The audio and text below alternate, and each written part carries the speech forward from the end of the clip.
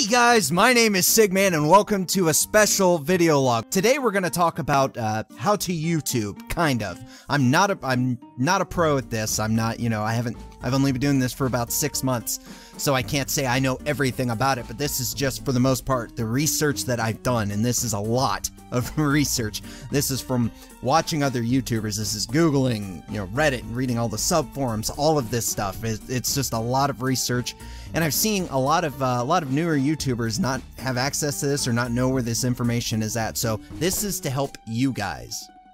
First off, we're going to start with audio. Audio is, to me, is the most, one of, if not the most important part of your videos, whether it's Let's Plays, commentaries, just for random stuff or however you want to do it. It's vital. A bad audio can turn somebody off to a video. It doesn't matter if you're a big YouTuber, small YouTuber, if your audio sucks. For me, if the audio is just absolutely like horrendous, I'm going to shut it off. So first step is we're going to be talking about microphones. Now this is where the budget can get a little heavy. It just depends on what you're willing to put out there. I started with a Samson C on here, and it's pretty beat up. Actually, originally I bought this before I even started YouTube because I wanted to do like voiceovers for like abridged series and parodies and stuff like that, but unfortunately that went nowhere. And then when I started YouTube, I used this. Now the audio quality was absolute garbage because I didn't know what I was doing at the time.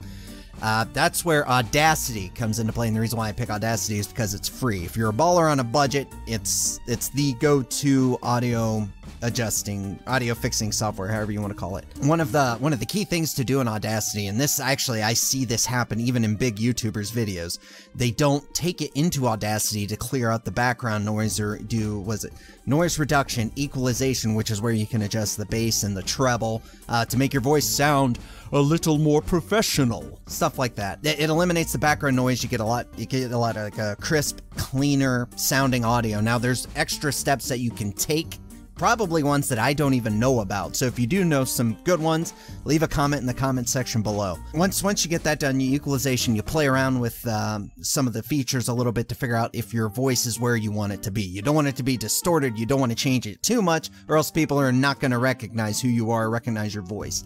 That's also another thing you want to avoid.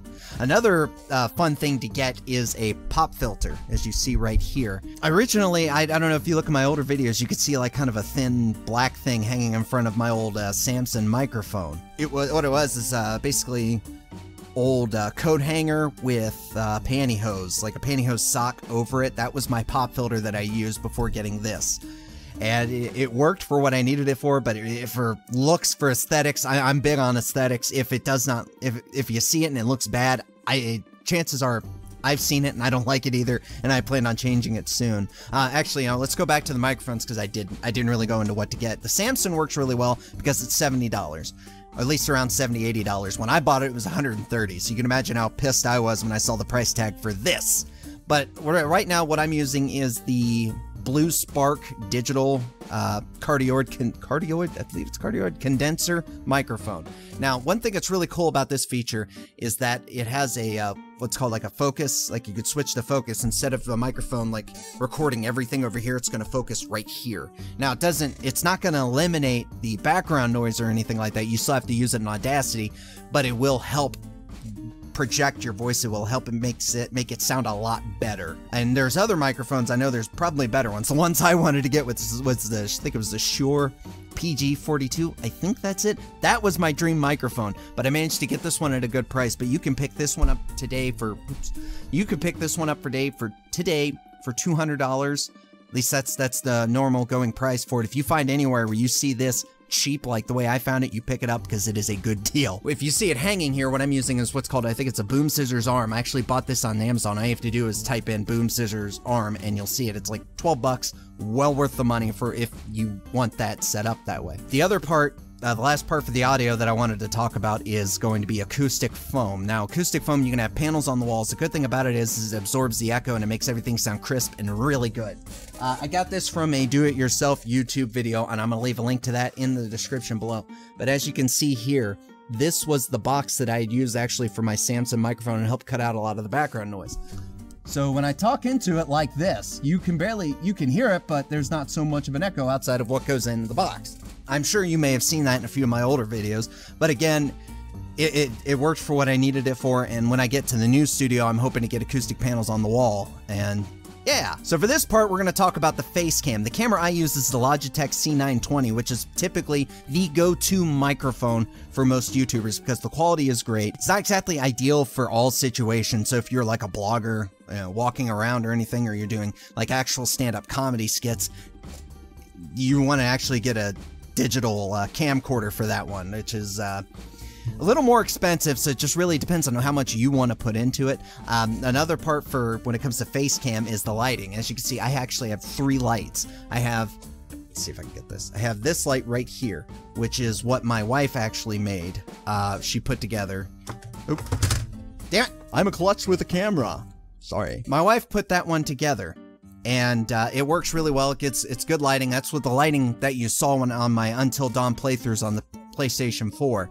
The other light I use is just a cheap stand-up light that you can buy from any store for, I don't want to focus on it too much because it's bright, but you see that? You can get that from a store for like $20, $30. It works, but the only problem that I have with it is that it's too bright. It's too much of a strong light, so we have like a sheet, a white sheet over it to help filter some of the light out. So, and as you may have seen some of my older videos, like my skin color was really flushed out because of the lighting. The other one I use is a small little cheap spotlight that I bought for like $15. A spotlight's good, but you don't want it on you either because it's gonna too much light flushes out your skin color, especially if you're as pale as I am. But anyways, yeah, I have it aimed off to the side here, so it helps light up the area. I could get another light for this, but the only downside to that is I have cats and they destroy everything. Other thing, that this one is completely optional. Just depends on what you're wanting to do. The background, as you can see here, I have curtains, and it's actually held together with PVC piping. Now, I did this one wrong because I didn't want to, I kind of ran out of funds, and it's not expensive, but with the amount of work that was needed, I didn't have time to put it together like that. Basically what it is I have it taped one part to the wall. It runs all the way around, and you have a middle centerpiece that goes down and the other that goes down over here, and it's braced against my computer desk. The best way to avoid that is you want like a bracket in the middle here to hold all of that. But anyways, again, that's 100% optional. It's up to you. There are some people who use green screens, but the trick with green screens is you need the right lighting. If you have bad lighting on a green screen effect, it's going to look terrible. That's part of the reason why I haven't jumped to green screen yet, because I still have to figure out the lighting and what kind of lighting I need, because after a while, lighting can actually get really costly if you're not careful. The other part to this, editing software. I use Adobe Premiere Elements 13. Now, there is 14. 14 just came out, and I haven't picked that one up yet. I don't know if I will. I mean, you could also use Sony Vegas. It's really up to you what editing software you want to use, but look into it, do some research on what's good and what is not. Vegas works really well. I have no experience with Vegas, but I've heard good things, but I've also heard bad, but the same can be said about Adobe Premiere Elements.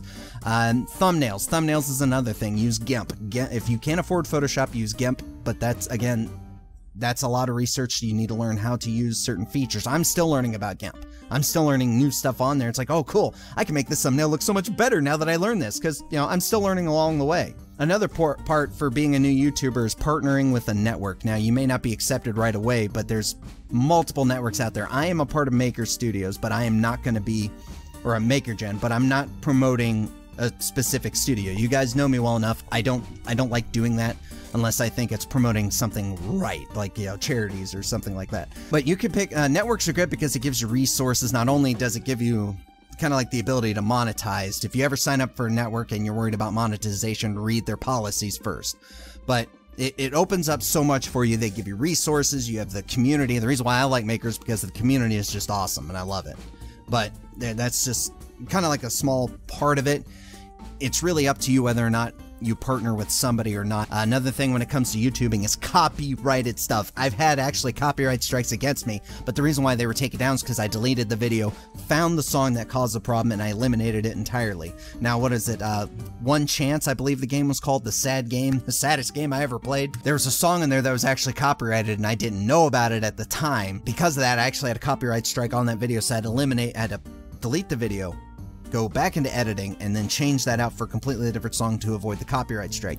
Now, the important thing to do when picking up games, or at least older games, is research if there's anything copyrighted. Research. Like everything else you would do in YouTube, research. That is the most important thing. The last part that I wanted to talk about, and I've actually seen this, it's not a good attitude, at least when you're doing YouTube. When you do YouTube, use it for a creative outlet. Use it because you want to, use it because you want to have fun with it, and because you enjoy it. Do not do this for the money.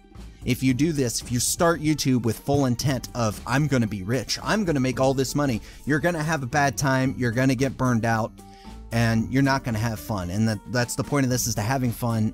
It's your creative outlet, and you want to entertain people. To me, that's what's most important in this, is entertaining people. If I happen to get paid a lot of money for that, great. I'd be able to do this more often, but I do what I can with what I have, and I just have fun doing this. I have fun editing, and I just enjoy entertaining people.